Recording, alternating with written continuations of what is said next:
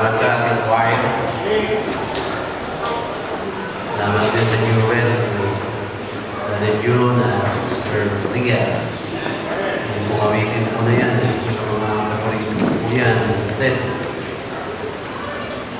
At yung kamay ng Panginoon, minsan din natin napapansin ang yung pala siya. Okay, ang announcement ng pang-aral na ating mga bintana tapos na po. Pero na lang doon sa isa kasi may gagawin po tayo doon. Amen? Tapos na po. Ewan ko, magtapos nyo na rin yung commitment nyo. Amen? Praise the Lord. And again, I would like to remind everybody na medyo po, nagiging very lax na naman po tayo sa ating attendance sa oras. Amen? Most of you is coming late. Dapat po, 9:30, nandito na po tayo. Amen? Hindi natin kakalimutan po yun. Although na hindi mo tayo nagsasara ng gate po ngayon, para tayo mapilitan din isara. Diba? Hirap po. Kaya, alala lang yan, alala. Kasi pag hindi nyo na-umpisahan yung programa, medyo po marami kayong mag-miss. Tulad yung Jewel. Hindi na po narinig yun. Napaganda na rin sa akin. Diba? At medyo minsan, nandun natin. Ganyan din ba ang attitude po natin kung tayo pumapasok sa ating mga opisina? Do we complain? Hindi. Lagi naman nakikipagagawan tayo sa sasakyan. Isip tayo ng umaga. Ganun din dapat sa Panginoon, masigit pa dapat. Kasi siya lahat ng source ng ating pong tinatangkilig eh. Amen? Kaya yan nandiyan sa likod na niya, medyo sampung kayo. Ayusin natin.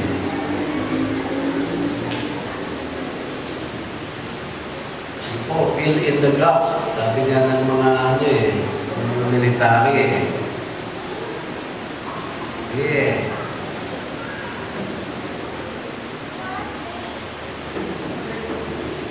Para makita natin pa rin ang bakanting upuan.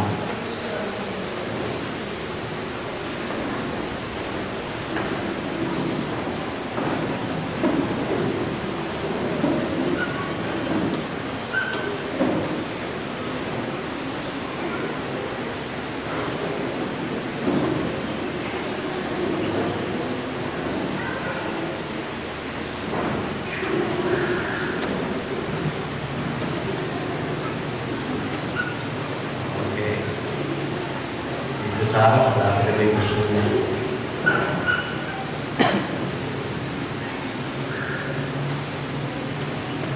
Naisig mo na lang kaya mga sarap ka na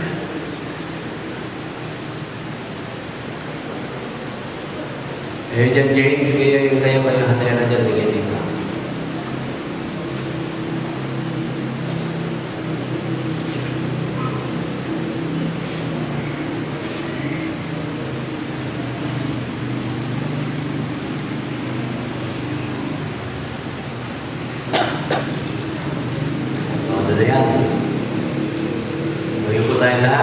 Hebrews chapter 11.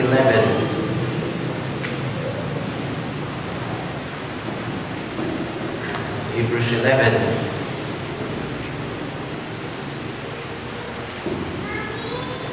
Isang talata lang po mga kapatid. Basahin po natin sabay-sabayan. Nandiyan na kayo?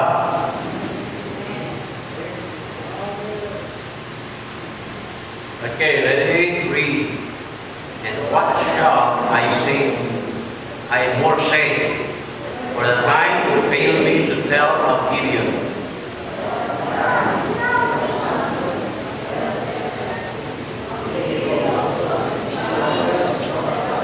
Tayo sa madali-madala. Pagpala namin Diyos, salamat po. Nakabasa niyo po siya kita. Dalangin namin, Panginoon, kung po siya muna, kami po pagkakabal, kung Panginoon ay kumahitaas po namin. Noon po niyo po lingkod, Panginoon, hindi mo po para minsan pa, taluyan ng inyong pong hamon spiritual at pagpapalang spiritual, Panginoon. Iyaw po rin ang bukas sa puso at kaisipan ng bawat isa. Dahil po rin namin, Panginoon, o kung siyang muna, nataas po namin ang inyong Panginoon. Buhay, Panginoon, ang aming pong pag-aaralan ay isang aral, Panginoon, tunay na magagamit po namin sa araw-araw na aming Panginoon. Kaya, Panginoon, nataas po namin, ito yung aming iniling sa pangalan ni Jesus. Amen. Amen. Now, try na po natin yan, how to be a stronger person. How to be a stronger person.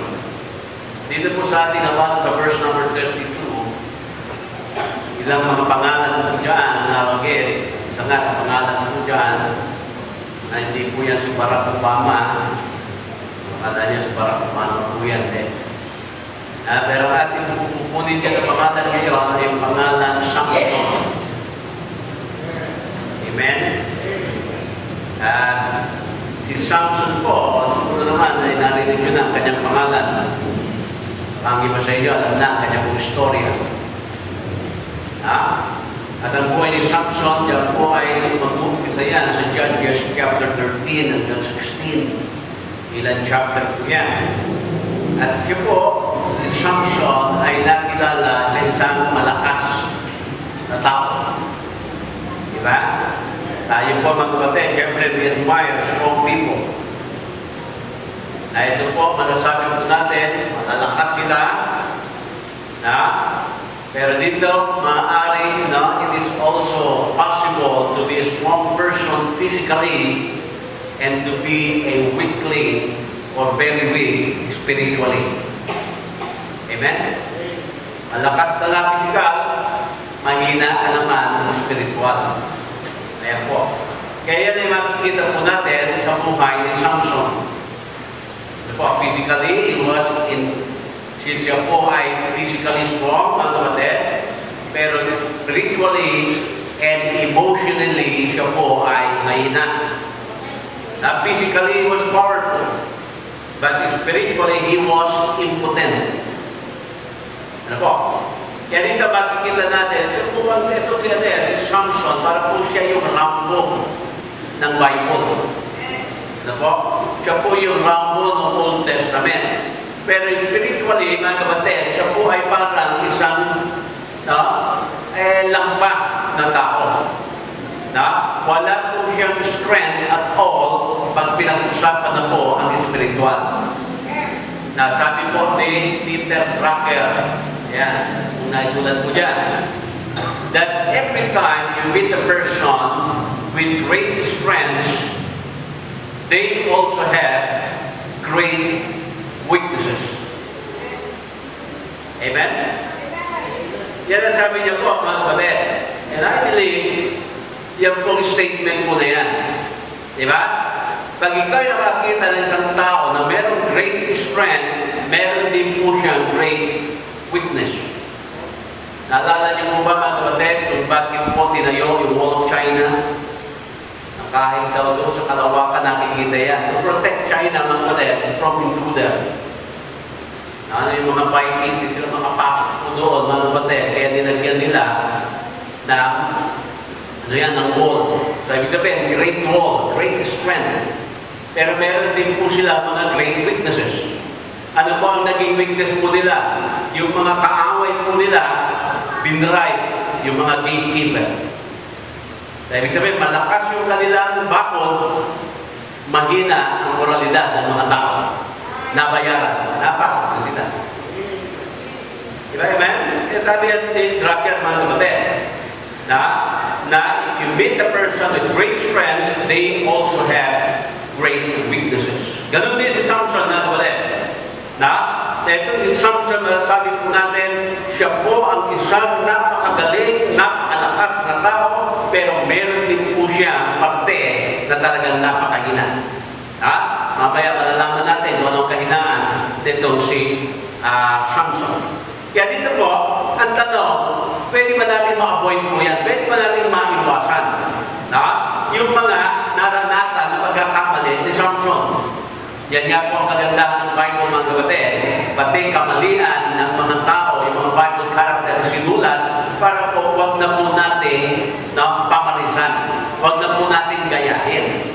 Okay. Meron po nagsabi, ito pa sabi, it is wise to learn from experience. Amen? Sabi niya, but it is wiser to learn from the experience of others. Tama po ba yan? Sabi kasi natin, ay naku, matututo naman tayo sa ating mga karanasan. Totoo po yan, mga kapatid, na ang best teacher po natin ay yung ating mga karanasan. Pero, mas wise kung matututo ka na sa karanasan ng ibang tao. Bakit po? Ito po ang katotohanan po dyan The fact is, you don't have time to make all the mistakes in the world. You don't have time to learn everything by experience. Kaya pag ang naging patayan mo sa iyong buhay, matututo ako sa aking karanasan. Wala ka na pong oras na maranasan lahat ng maaaring maging pagkakamali mo sa mundo para ikay matuto. Ang iba kasi hindi na natuto Amen? Nagkamali na ng una, inulit ulit. Nagkamali na ng pangalawa, inulit ulit. Nung pang-apat siya din natuto na, sabi niya gano'n, na matututo ka rin sa iyong karanasan. Mga kapatid, wala na po tayong oras para matutunan lahat ng bagay sa mundo ito at maranasan para lamang tayo matuto. Amen? Kaya ngayong araw po nito, tingnan po natin, ito pong Judges 13:24. Bisahan po natin yan sa Old Testament, ito po yung storya ni Samson. Na itong si Samson, supposed to be siya dapat yung dito yung superstar ng Panginoon sabi dito sa Judges 13:24, sabi, and a woman bare a son and called his name Samson. And the child grew, and the Lord blessed him. Tingnan niyo pa, si Samson he grew, and the Lord blessed him. Kaya dito, right from his birth, na siya po ay bata pa lamang, he was already a special child. Yan po sabi, si Samson, kung titignan po natin ang kanyang buhay, mga kapatid, na si Samson, unang una, guwapo. Pangalawa, masil-masilan, sabi nga nila, maganda ang pangkatawan. Meron po isang napakalakas na hindi ordinaryong kalakasan. At hindi lamang po yan, siya po ay merong makadiyos na pamilya. At higit sa lahat, si Samson po ay binless ng Panginoon ang kanyang buhay. Kaya dyan po makita natin, supernatural strength dapat meron siya. Pero ang nangyari, mga kapatid, nasira niya lahat ng privilege na yan, nasira niya lahat yung mga pagpapala na ibinigay ng ating Panginoon.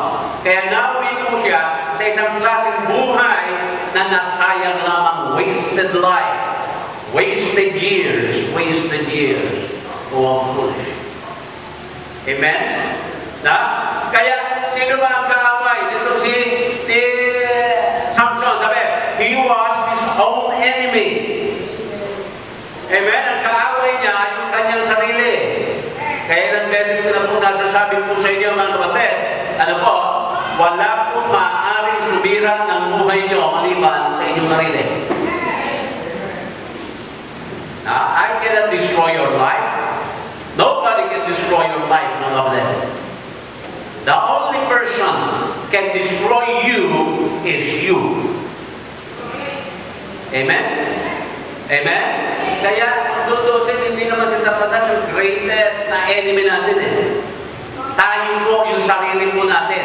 Yan ang matindi nating kaaway. Kaya dito, magkita natin, si Samson was raised in a godly home. Actually nga po, meron po siyang Nazarite vow, na sinabi yung Nazarite vow, mga kapatid, dahil yung kanyang mga magulang na hindi po magkaanak, na nalangin sa Panginoon, at binigyan sila ng isang anak, pero meron kondisyon na yung anak na yun ay i-dedicate sa Panginoon, na meron pong Nazarite vow. Ano po yung Nazarite vow? Meron pong mga ilang kondisyones po yan, o commitment. Number 1, hindi dapat siya umiinom ng nakakalasing o anumang alak. Pangalawa, mga kapatid, hindi dapat siya lumalapit sa katawan na patay, tao man ito o buhay. Amen? Ano ba ito? Nakalimutan ko na isa. But anyway, yun po yung mga kondisyones. Hindi po siya, nasabi ko na, di ba? Okay. At yung kanyang buhok ay hindi dapat bagong gupit. Yun po. And that's right ba, mga kapatid, na yan ang kanila na. Tingnan po natin sa chapter 13. Para makita po natin yung sinasabi ko po. Verse number 3. And the angel of the Lord appeared unto the woman, and said unto her, Behold, now, thou art barren, and bearest not, but thou shalt conceive and bear a son. Now therefore beware, I pray thee, and drink not wine, nor strong drink, and eat not any unclean thing. And lo, thou shalt conceive and bear a son, and no razor shall come on his head, for the child shall be a Nazarite unto God from the womb, and he shall begin to deliver Israel out of the hand of the Philistine. Amen? Sabi ka mga kapatid, meron pong kondisyon yan. Pero dito, nung si Samson ay naging teenager na, and that was the time he started to rebel, mga kapatid, against the Word of God, against mga kapatid sa kanyang pong pamilya. At ano nangyari? Nung siya po yung teenager na, nag-umpisa na po maging makamundo. Kaya ating mga teenager, mag-ingat kayo. Right. Amen? Una, gusto nyo lang ma-experience sa isang bagay na later on, ikaw ay ma-hook up na po dyan sa gusto mo lamang ma-experience. Kaya sa buhay ni Samson, tatlong bagay po ang ating kailangan iwasan. Tatlong characteristic that will weaken our life, mga kapatid, as a person and also as a Christian. Number one, ito po. Self-indulgence weakens your life. Ano po ba yung self-indulgence, mga kapatid? Now, I'm talking about yung lack of self-control. Pag ikaw po ay wala control sa iyong sarili, kapag ikaw, mga kapatid, ay namumuhay ng isang undisciplined life, mga kapatid, na ang mangyayari, then that will weaken your life as a person. Kaya tingnan niyo po, anything that is left uncontrolled in your life will weaken you. Amen? Ano ba yung mga hindi mo kayang kontrolin? Sa iyong sarili, sabi na ng mga news natin, di ba, meron na kung yung cellphone addiction. Paano ba raw natin makakawala tayo sa cellphone addiction? Kasi yung mga iba, di ba, nagising sa umaga, unang aabutin, cellphone. Bago matulog sa gabi, cellphone. Katabi, cellphone. Addict na po, mga kapatid. Addict na sa mga tablet. Di ba, amen? So, sabi, ano ba yung iyong hindi kayang kontrolin sa iyong buhay? Ano ba, mga kapatid, yung pagkabaga, sabihin mo na out of control at yan po ang siyang magpapahina sa iyong buhay. It can also be, sabihin natin, yung uncontrolled, yung paano ka gumastos. Amen? Ang iba naman ay, it can be sex. Ano ba po? It can be food. Ang bira, apat na, yung dalawang kamay mo, hinahabhab mo pa yung plato sa lamesa. It can be alcohol. It can be gambling, mga kapatid. It can be your emotion. Hindi mo na kaya kontrolin. Diba? It can be the way you manage your time. Kaya siguro marami na nalilate, mga kapatid. Hindi na natin kayang i-manage yung ating mga oras. Pag tinanong kayo, bakit kayo late? Lagi meron ka na excuse kasi po ganito. Ang dami namin sa bahay, ang ganito namin, ang ganun namin. Amen? Pero pwede ba yun eh. Ang tanong ko ito, pag araw ba ng Lunes, konti na lang kayo sa bahay? Hanggang Sabado, konti ba sa bahay? Bakit pagdating ng araw ng Linggo, na idadahilan yung marami kayo? Amen? Amen? Ibig sabihin, now how you prepare your family, yourself, from Monday hanggang Saturday, mga kapatid, pareho lang yan eh. Bakit pagdating ng Sunday, mga kapatid, hindi kaparehas ng ating preparasyon, ang ating ginagawa sa pag-attend ng church kaysa magpunta sa ating mga trabaho? Sabihin, may become, na ang control o hindi na po natin kaya mag-control ang ating oras kapag ganoon. Sabihin, pag working days, you can control your time. Pero pag sa araw na ng Panginoon, out of control na siya. Amen? Kaya na po ang mangyayari. Anything that is left out of control, mga kapatid, will weaken your life. Amen? Kaya dito po, pinapakita, si Samson po, it's no secret that Samson had a weakness. Ano po? Alam niyo po ba anong kahinaan ni Samson? Sabihin ko na, hindi na mahula, babae. Amen? Ang buhay po ni Samson, nag-umpisa yan nung pinanganak niya sa chapter 13. Chapter 14, nagkaroon siya ng babae. Chapter 15, nagkaroon siya ng babae. Chapter 16, nagkaroon siya ng babae. Tatlong chapters, mga kapatid, iba't ibang babae. So walang kaduda-duda na sa buhay ni Samson, ang control ang kanyang mong sex life. Machiks. Opo. Mahilig sa babae. Sabi ko, okay naman yun, kaya naman siya mahilig sa lalaki. Amen? So yun ang kanyang kahinaan, mga kapatid. Kaya dito, tatlong chapters, mga kapatid, ang kanya, ang ikinuwento po sa kanya, at ang puro po, laman ng chapters na yan, ay yung tungkol sa kanyang pambababae. Parang napakasakit. Diba? Amen? Pambababae. Amen? Okay, natira nyo. Chapter 14 ng Judges. Verse 1. Sabi nila, and Samson went down to Timnah and saw a woman in Timnah of the daughters of the Philistines. Ibig sabihin, daughters of the Philistines, non-Jewish po ito. Kumbaga sa ating mga kapatid, sa panahon po natin ngayon, alam niyo ba anong ibig sabihin niya? No, hindi mananampalataya. And he came up and told his father and mother and said, I have seen a woman in Timnah of the daughters of the Philistines. Now therefore, get her for me to wife. Babae, kinuutusan, magmulan pa.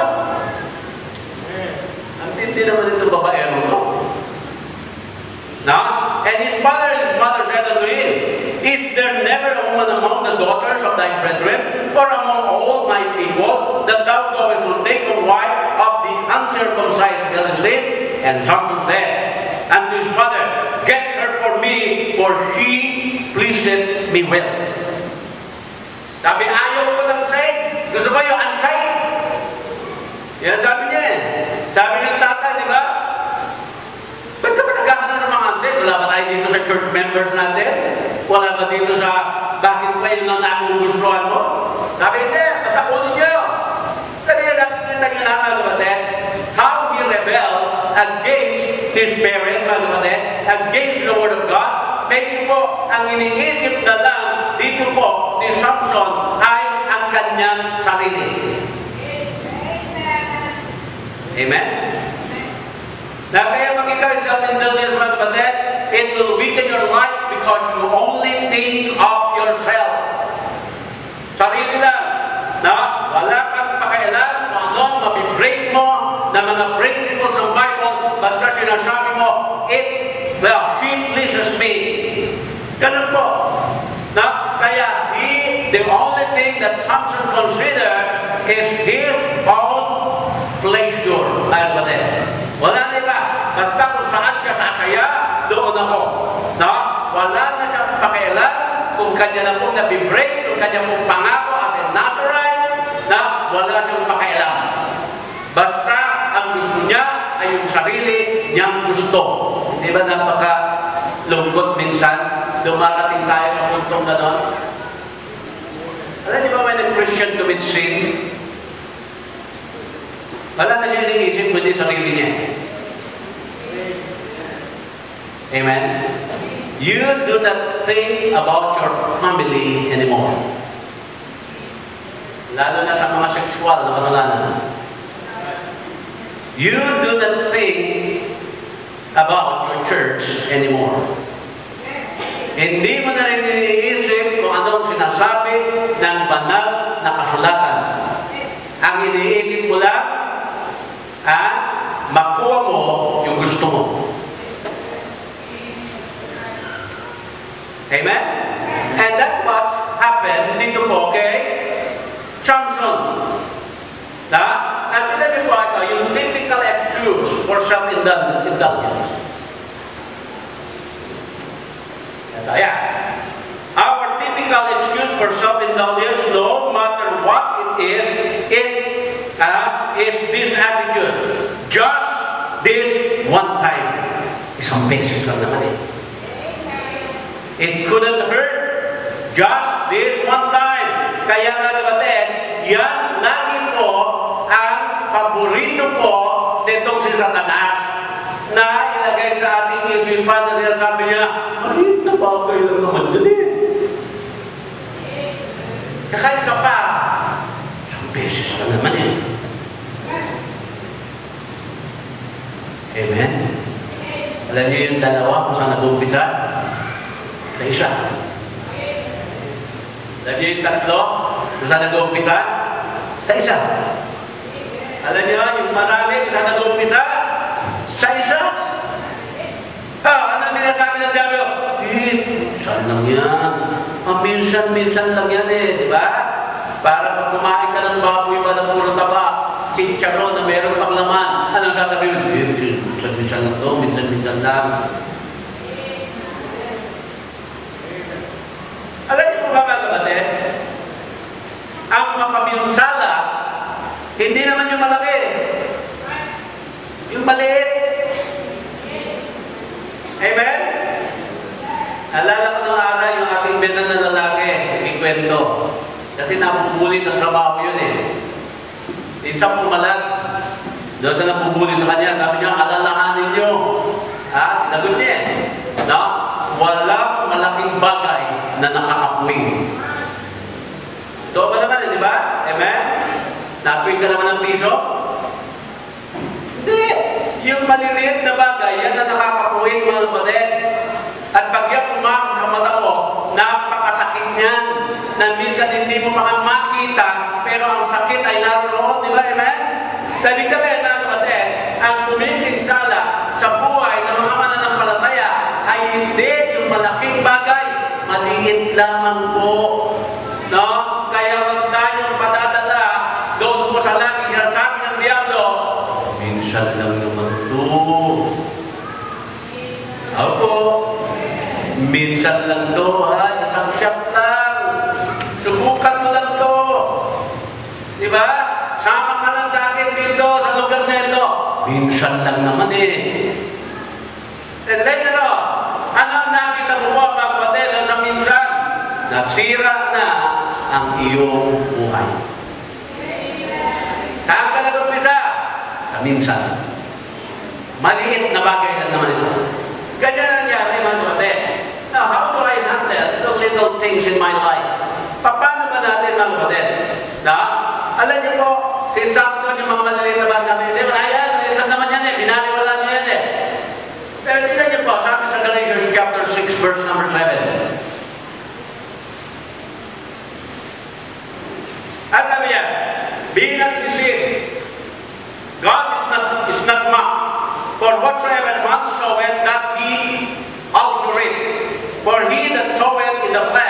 in his flesh, shall of the flesh, sow it in the Spirit, shall of the Spirit, reap life everlasting. Ano ang sinasabi ko dito sa atin, mga kapatid dito?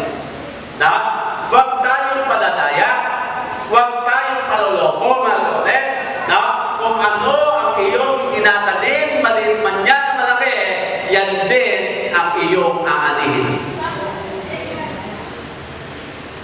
Amen? Mandadaya ako. Saan lang naman ito eh. Na, nagiging unfaithful ako sa asawa ko. Minsan lang naman ito eh.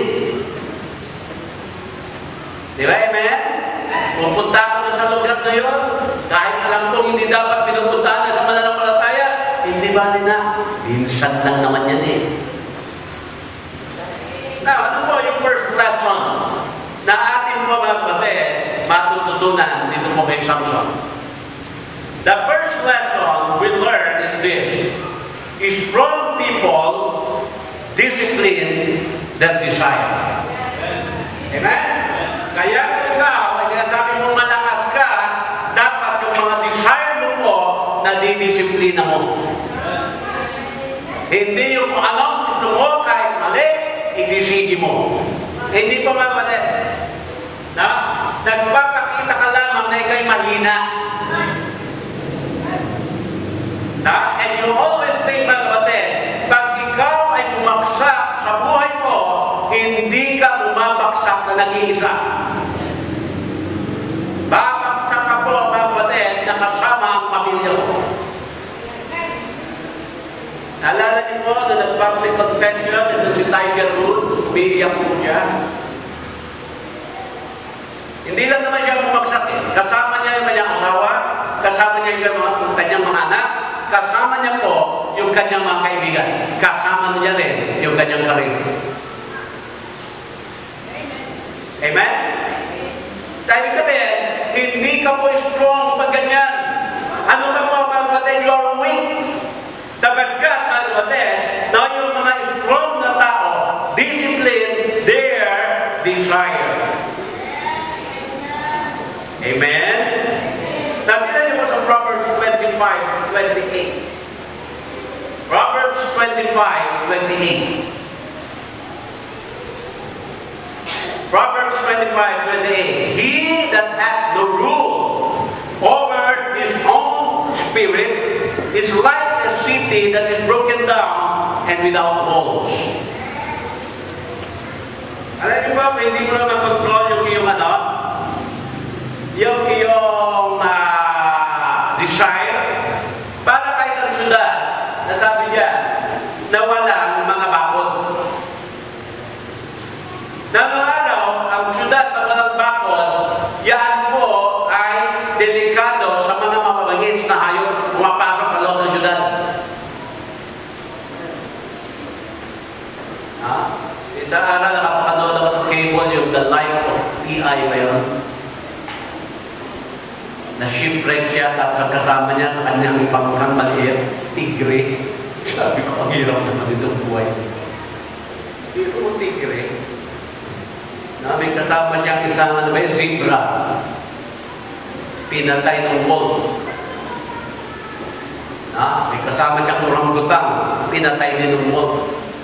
Akala niya yung wolf na lang, may lumabas sa tigre. Nawala yung wolf. Kinain siguro ng tigre. Nawala na rin yung zebra. Kinain na siguro ng tigre. Ang natira sa isang maliit na lifeboat, mga kapatid, na yung batang lalaki, binatilyo, tsaka yung tigre. Sabi open po siya sa lahat ng atake. Yan po sinasabi po rito, no? Pag ikaw ay isang tao, wala kang control sa iyong desire, mga kapatid. Wala kayo, meron kang ang discipline na pamumuhay, ikaw po ay open sa lahat ng danger. Yan sinasabi ko ng Proverbs. Kaya lang dapat natin na matutunan dito, a strong person discipline his desire. Amen? Kaya tignan mo, saan ka bang area na wala kang disiplina? Number 2, Bitterness will weaken your life.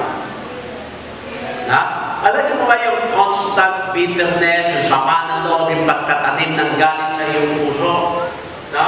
Alam niyo po ang laging inuwi niyan, yung nagre-resulta po yan, lagi po ikaw ay galit. Na? Galit ka po lagi. Katulad si Samson. Si Samson na kapatid, ang una kong nag-motivate sa kanya buhay ay yung lagi po siya gustong makaganti. Gaganti ako. Gaganti ako. Sa chapter 14, makikita niyo po yung mga ilang verses ng chapter 14. Pumatay siya ng 30 tao para lamang kunin yung kanilang mga barok. Gaganti ako. Lagi po ganyan. Pagdating mo doon sa verse o chapter 15, ng Judges, gano'n sa verse 3, sinasabi niya po dyan, tingnan niyo po, chapter 15, verse 3. Sabi po natin, and Samson said concerning them, now shall I be more blameless than the Philistines, though I do them a displeasure. Lundagan po natin yung verse number 7. Ano po sabi niya? And Samson said unto them, though you have done this, yet will I be avenged of you after that I will cease. Verse 11. Ano po natin? Then 3,000 men of Judah went to the top of the rock Etam, and said to Samson, knowest thou not that the Philistines are rulers over us? What is this that thou hast done unto us? And he said unto them, as they did unto me, so have I done. Ano po yung nasa puso lagi nitong si Samson? Kung ano ang ginawa nila sa akin, yan din ang gagawin ko sa kanila. Punong-puno po siya ng bitterness. Amen?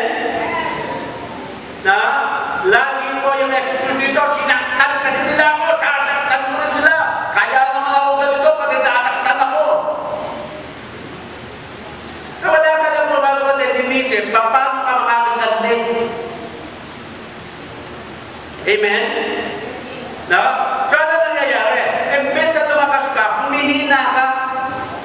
Humihina ka, at marami po mga kapatid, nasasayang pag ikaw ay punong-puno ng bitterness. Now, alam niyo po, resentment always hurt you more than it does the other person. Alam niyo po ba yan? Meron kayo nanakit sa ibang tao, mas sinasaktan mo ang sarili mo kesa nasasaktan ng ibang tao. Baka masakit ang loob mo na sa tao na yun, wala naman pala sa kanya yun. O di ikaw ang lugi. Diba? Kaya na nangyayari, it is only a waste of energy. Na?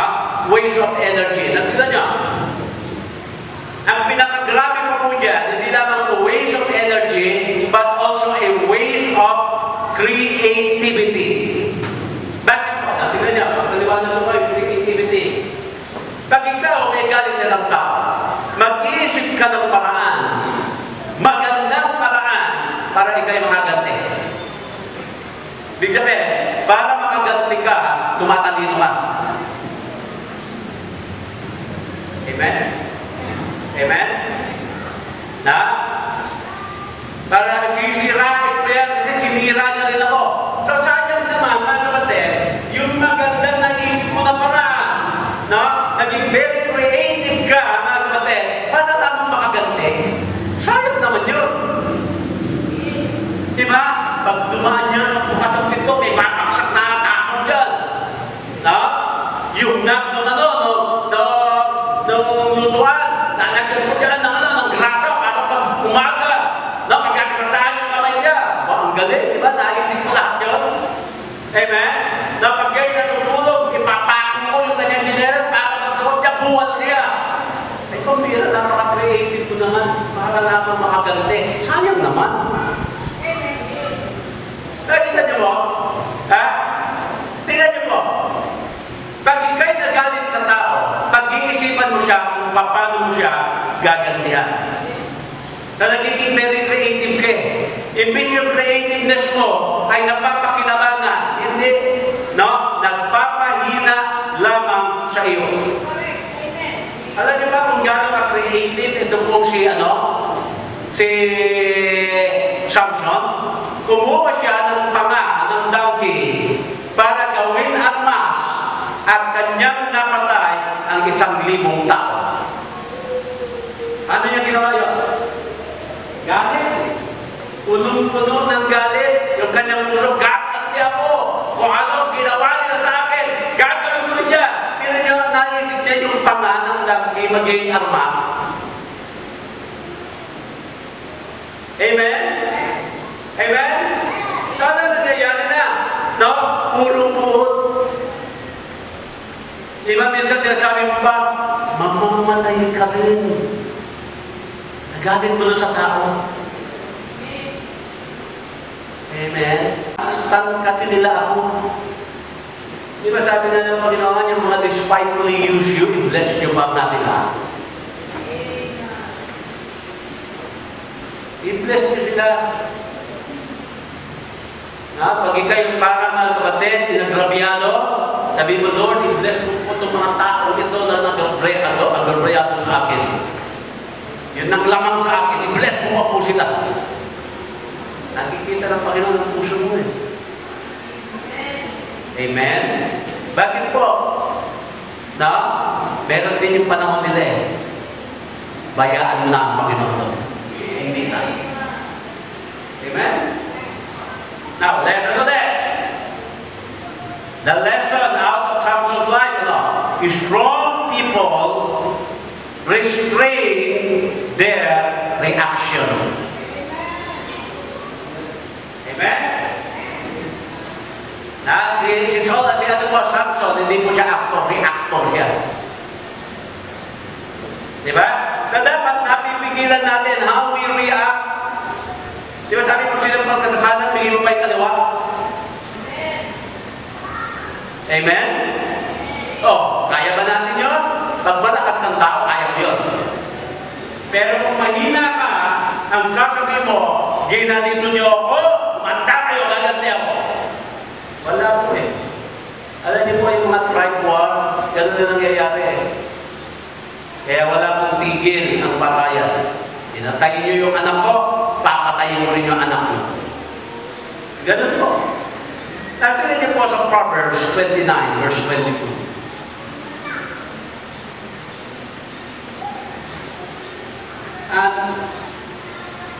An angry man is stirred up strife, and a furious man abounded in transgression. Nasabi, ang taong pagagalitin ay umihila ng kaalitan. At ang mainiting tao ay nananagana sa pagsalangsang. Nakita niyo po yung tao high blood, walang tutungungan din. Diba? Pag angry man ka, nagtatawag ka pa ng maraming kaaway. Pag ikaw naman talagang hindi mo na makontrol sa sarili mo, ano nangyayari? Nagkakatsala ka ng tuloy eh. Wala ka paglalagyan ng kapatid. Sa ibig sabihin, kung hindi mo kaya i-restrain yung reaction, ganyan ang mangyayari po sa iyo. Now, isa pa, Proverbs 16, verse 32. 16:32. He that is slow to anger is better than the mighty. And he that ruleth his spirit than he that taketh a city. Amen? Ano sabi niya? Siyang makupad sa pagkagalit ay maigi kaysa sa makapangyarihan. At siyang nagpupuno sa kanyang diwa ay maigi kaysa sa sumasakop ng isang bayan. Sabi ka ba, mga kapatid, you are more than a conqueror if you can, restrain your reaction. Yan ang sabi. Dahil kung mga kapatid, yung mga mighty, yung mga malalakas, yung mga sabi natin makapangyarihan, kung ikaw ay matagal. Amen? Nutin. naging nakaangil. Amen? Amen? Oh. Sabi sabihin, pag ganun ka, mabilis ka magalit, hindi ka malakas, mahina ka. Siyempre, sabi ng Bible, be ye angry. Yeah, may verse na ganyan sa Ephesians, be ye angry and sin not. Tama po yan. Now, when is anger sinful? Now, when it becomes distracting. Pag nagiging distracted na po, na diyan malating na yung anger po natin nagiging malina. It becomes sinful when it becomes. Pero kung nambabalo ka na ng erase na blackboard, iba na yun. Diba? Amen? Pag nanghahampas ka na ng sweet na floor. Di ba ka na sweet na floor? Yung mga walis takbo. Di ba? Oh. Kaya doon na po siya, alam niyo po, si Alexander the Great. Isa po siya kilalang conqueror. Pero alam niyo po ba sa buhay niya, ang hindi niya po kayang kontrolin ay ang kanya pong anger. He was not a strong man. Kasi hindi niya kayang kontrolin yung kanyang galit. Na siya'y nagalit na hanggang isa sa kanyang pinakamagaling na general ay kanyang napatay dahil sa kanyang galit. At yung kanyang general na yun, mga kapatid, ay ang kanyang best friend. Amen? Parang hindi ba yun? Pinatay yung kanyang best friend na bandoy? Ha? Kaya sabi ka na nito kay Alexander the Great, I can conquer the world, but I cannot conquer my own soul. Proverbs 29:11. Proverbs 29:11.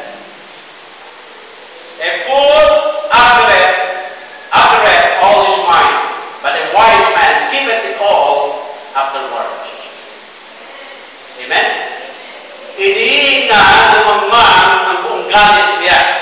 Ngunit ang panta ay nagpipigil at tumitiwasan, kumakalma. Fool and control. Pag wise, pinapalagpas. Amen? Kaya ito pa, bitterness weakens your life. Anger weakens your life. Self-indulgence weakens your life. Diba ba kayo? Naantok na kayo. Ulit. Number 3 na ito. Carelessness weakens our life. Opo. Carelessness weakens our life.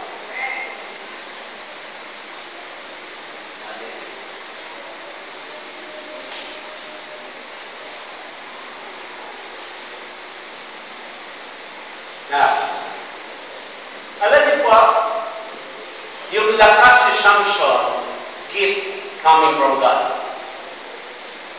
Kaloob ng Diyos yan. It was not really from himself. Hindi po. It was from God. Hindi dahil nagpaparbel, nag-work out itong si Samson, kaya siya lumakas. Binigyan talaga siya ng Panginoon ng lakas. Ang problema, mga kapatid, yung blessing na binigay kay Samson, ginamit niya sa maling paraan. Amen? Ginamit niya sa maling paraan. Na ganun din, mga kapatid, kung pwedeng mangyari sa atin, yung pagpapala ng Panginoon na ating tinatangkilik ngayon, nagagamit sa maling paraan. May maganda kang boses, nagamit mo po sa kamunduhan. May magaling kang talino, nagamit mo sa kamunduhan.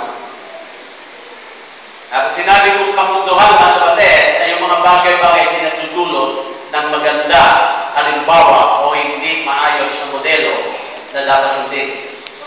Sabi na pinapromote niyan sa Satanas. Amen? Nagkaroon ka ng yaman, material na gamit sa kamunduhan. Kaya kapatid, lahat ka dalam natin galing na Diyos, tulad ng lakas nitong si Samson.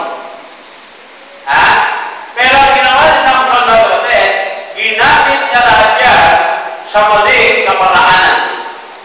He was very careless. Ano po ang nangyari sa kanya? Sabi nga natin dito, sa 3 chapter, iba't ibang babae ang naging babae nitong si Samson. At pagdating na doon sa Matthew chapter, lumabas na ang pangalan si Delilah. Sabi ng mga kapampangan, Delilah, malarufa. Maganda siguro talaga, Delilah. Meaning yung kanyang pangalan is seductive or seduction. Okay. So, ano nangyari? Nakatatahanin niyo po, merong Nazarite vow itong si Samson. Una, wala kong drink or strong drink. Pangalawa, na wala kong siyang lalapitan ng mga patay na katawan, tao man o hayop. Pangatlo, ang kanyang po ay hindi dapat napuputol kasama ng kanyang panata bilang isang Nazarite. Amen? Tapos sa chapter 16, makikita niyo po dyan, verse number 4, sabi nila, and it came to pass afterward that he loved a woman in the valley of Sorek, whose name was Delilah. And the lords of the Philistines came up unto her and said to her, entice him. And she wherein his great strength lieth, and by what means if we may prevail against him, that he may bind him to afflict him, and we will give thee every one of us 1,100 pieces of silver. And Delilah said to Samson, tell me, I pray thee, wherein thy great strength lieth. Ginamit ni Satanas ang babae para i-reveal ni Samson ang sikreto. Kaya, dahil ng kanyang kailangan, nadala po siya. Now listen, paano po siya, sabi natin naging careless. Nakakata niya nung sinabi ko sa inyo dito, pumatay siya ng 1,000 Philistine na ang gamit ay jawbone ng isang donkey. Paano niyo po makukuha yung jawbone na yun kung hindi siya lalapit sa patay na katawan ng ayon? Amen? Pangalawa, nilasing siya ni Delilah para magsabi kung saan nagagaling na violent ni the Lord. At yung pangatlo, paulit-ulit, kasi ganun pa rin malakas pa rin Sabi ni Delilah, sabi mo na sa akin, magbira ka, kala ko mahal mo ako, hindi ko siguro talaga ako mahal. Bakit meron ka sikreto? Dapat sabihin mo sa akin, kung tunay na mahal mo ako. At sinabi, yung kahuli-huli ang baw, yung buhok. Pero actually po, hindi nang galing sa buhok ang lakas ni Samson galing sa Panginoon. Pero yung natutunan ng po siya ng buhok, mga kapatid, that was the time na nasabi po ng Bible, mga kapatid, na iniwan siya ng ating Panginoon. Now, tignan po natin dito sa verse number 16, chapter 16.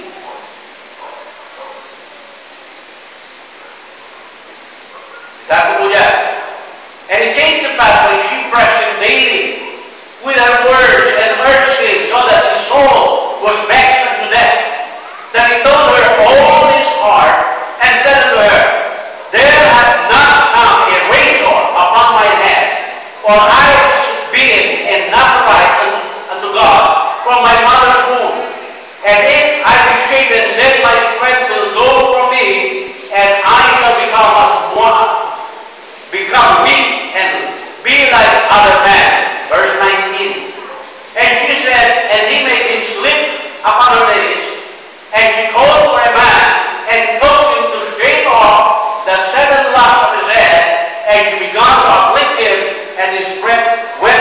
from him. Verse number 20. And he said, the Philistine is come upon thee, Samson. And he woke up out of his sleep and said, I will go out at other times before and shake myself. And he wist not, now listen, that the Lord was departed from him. 21. And the Philistine took him and put out his eyes and brought him down to Gaza, bound him with fetters of brass, and he did grind in the prison house. Carelessness. Amen. Ano nangyari kay Samson? He become weak. Now, the lesson. I think strong people give their witness. They protect them. They guard them. They are diligent. They are not careless. They are serious about their relationship to the Lord. They're serious about their commitment to the Lord. Amen? Kaya tignan niyo po, ang malakas na tao, pag meron siyang pinangako sa Panginoon, commitment na po yun, yaan po ay iingatan niya, yaan po ay titinatin niya po, na nagaganap sa kanyang buhay, yaan po ay seryoso po siya doon sa kanyang ginawang commitment.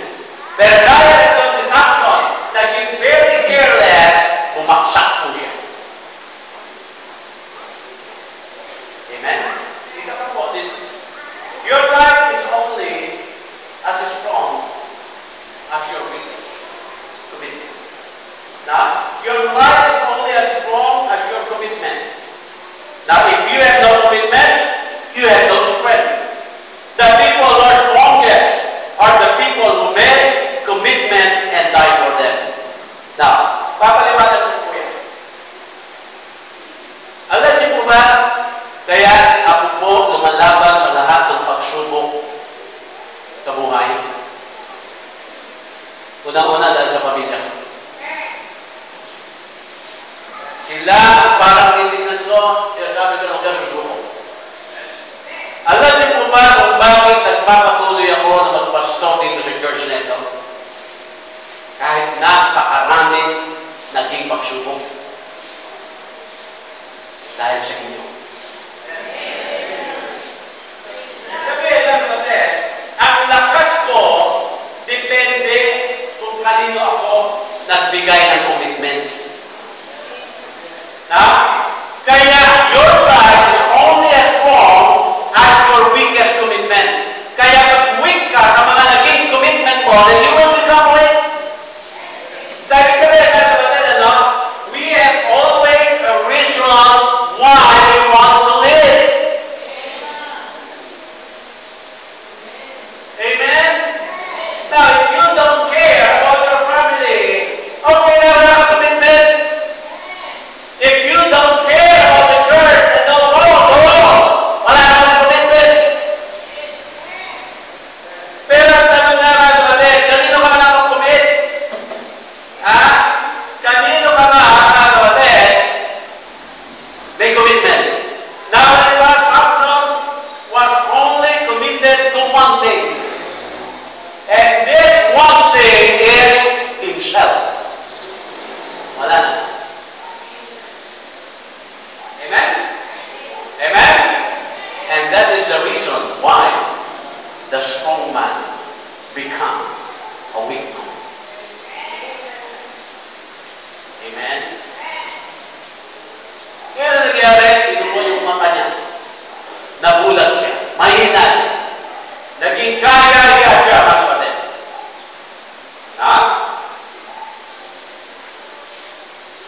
Kaya tingnan niyo po, yung dapat malakas, superstar. Natalo po. Kaya tanong ko dito, mga kapatid sa are you weak or are you strong?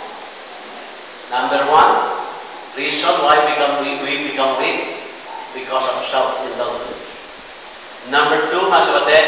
Because of bitterness in our lives, in our heart. At number 3, because of carelessness. Tayo natin.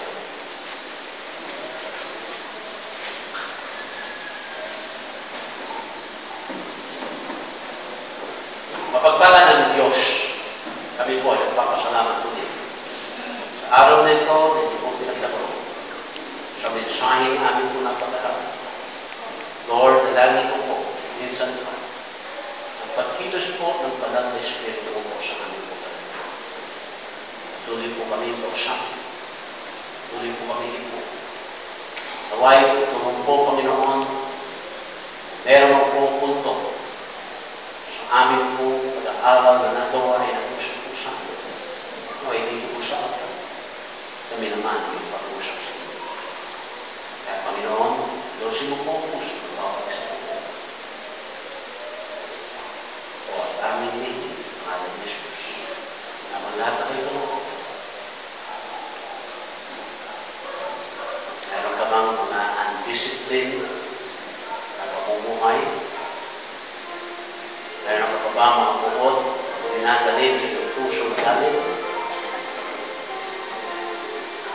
Have you been careless in many things in your life, especially your spiritual life?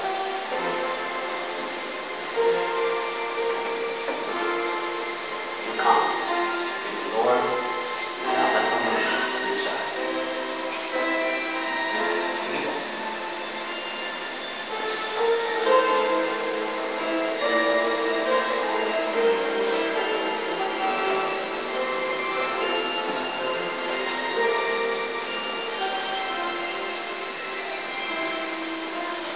Samson's strength was a gift from God.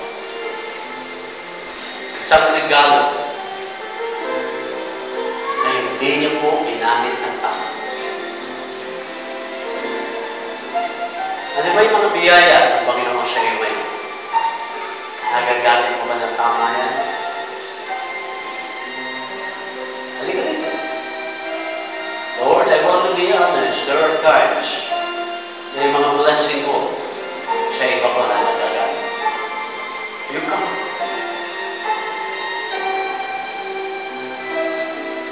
Hindi na po natin kailangan ma-experience lahat, lalo na ang pagkakamali para matuto. We do not have the time, but we can learn from the experience of others. Halika rin, kapatid. Mapit ka. Manalangin ka sa Panginoon.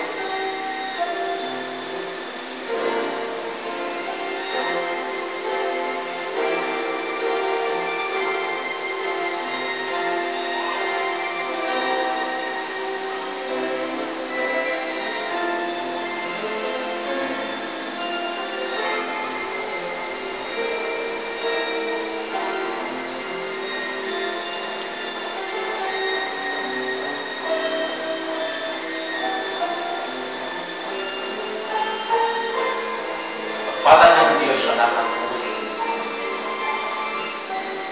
Bawat na nagpupong nasa magtagpuan, nananalangin. Lord, nausap mo po sila. Tumugon na mo po sila, Panginoon. Yung mensahe.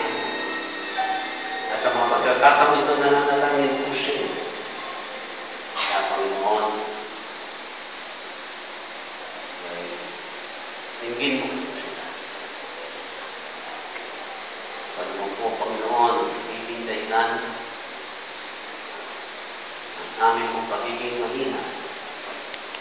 Naway, Panginoon, pagbago nito, nakamtan namin ang sagot